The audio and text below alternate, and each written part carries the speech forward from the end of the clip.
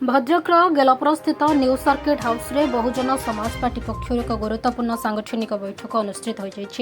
बैठक में दलर राज्य समन्वयकारी एडवोकेट अर्जुन मल्लिक, राज्य साधारण संपादक एडवोकेट रंजन कुमार मल्लिक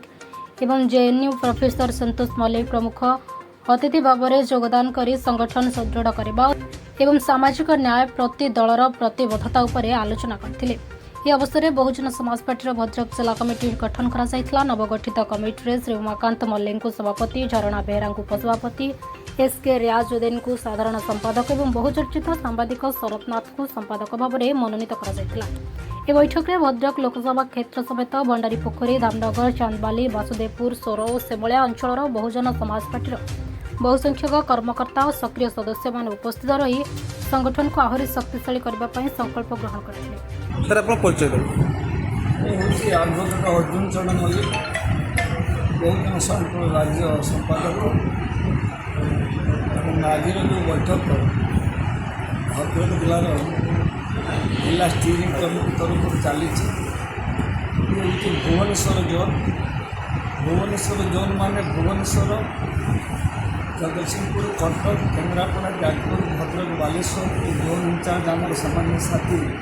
एडवोकेट रंजन मल्लिक ये आसी उपस्थित आमर बाबुसेर उद्यम अन्य कर्मकर्ता उद्यम आज बैठक आह्वान कराई। बैठक में आज भद्रक जिला कमिटी गठन होगापी प्रस्ताव रही आज गठन कर मोर जी अनुभूति ओडिशार मध्य सबुठारु वरिष्ठ कर्मी मु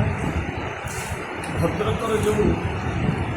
5टा जिला और भद्रक लोकसभा जो 7टा 5टा विधानसभा और भद्रक लोकसभा जो 7टा विधानसभा आपंकर भंडारी पोखरी, भद्रक, वासुदेवपुर, धामनगर, चांदबाली और बालेश्वर जिलार सोर, सेमलिया, उणा आदि के प्राय सब विधानसभा कम बेसी काम होती सबके उपस्थित रही कथा कहले हेनी जदि एरिया को जाई बूथ कमिटी ठार आज जब उद्यम करेंगे मात्र 2 मास समय रहा 2027 मसीह ओडिशार भद्रक लोकसभा भद्रक जिलू निश्चय जिला परिषद कहतु,